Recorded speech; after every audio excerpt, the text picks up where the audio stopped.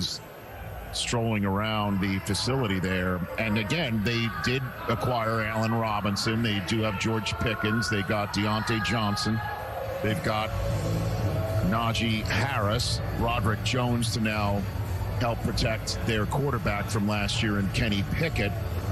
And that's the whole idea, is that maybe somebody is trading right now to go choose a quarterback, or the Steelers stay put and take a bunch of the guys that you just mentioned. When you see the phone getting passed around in that room, usually that means you're going to stick and pick. So, I just come back to that corner, and with Joey Porter there, that just makes all the sense in the world. And also remember Patrick Peterson coming in there in the offseason. Is there a better mentor at that position than him? And the addition of Patrick Peterson, not just mentoring, he'll play some corner, but also swing back and play some safety as well. They'll use him all over the place. Ian? Rich, when the Steelers were talking about who they were going to select midway through the first round, one of the names that kept coming up to me is the name you guys just mentioned. Joey Porter Jr. obviously would be a big hit in Pittsburgh. He is still there. He's still on the board. And I wouldn't be surprised if some of those teams who were talking to the Steelers about maybe coming up were coming up for the same player. If they stick, I would say that's a name to watch. If he doesn't go here, it should go very quickly. Yeah, it fits. It's not just the cool family connection. This is a good football player who I thought was going to be gone in the first round, who has rare length. Had some penalty issues, Joel, the year before. Yep. Cleaned a lot of that play up this year.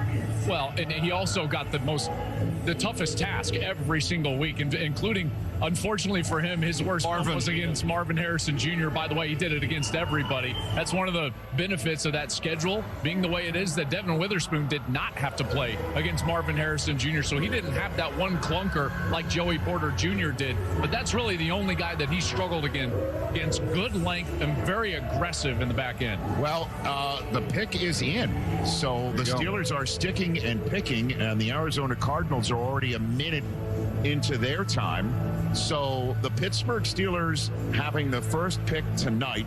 They've been talking about it there for a week. They had their pre-draft press conference recently, and we're talking about how excited they were to have this pick again. It was part of the Chase Claypool compensation from last year's trade deadline.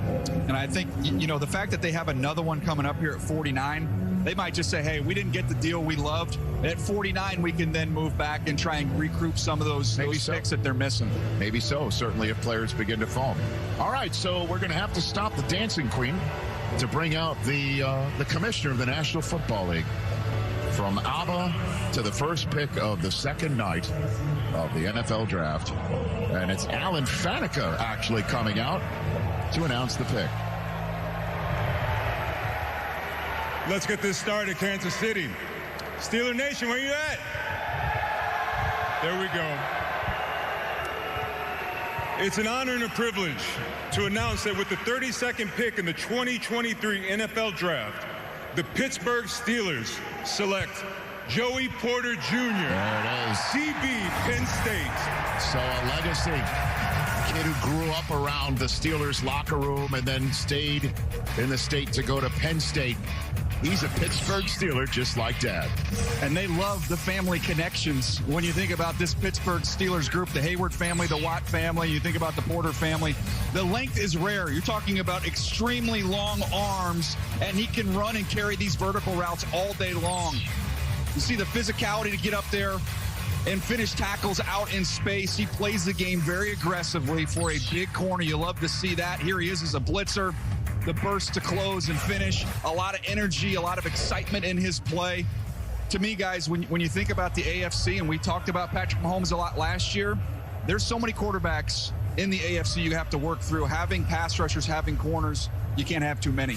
Wow, look at that. What a moment for that family. First of all, he's on the left, by the way. Joey Porter Jr. is on the left there after that Super Bowl victory with his dad on the field.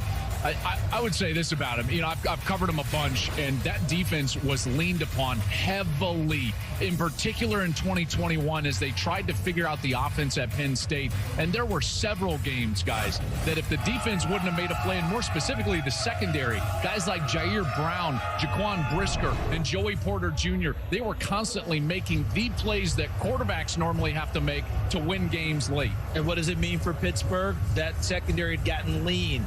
So they needed someone to come in and assume a cornerback one role right away. Joey Porter Jr. can do that.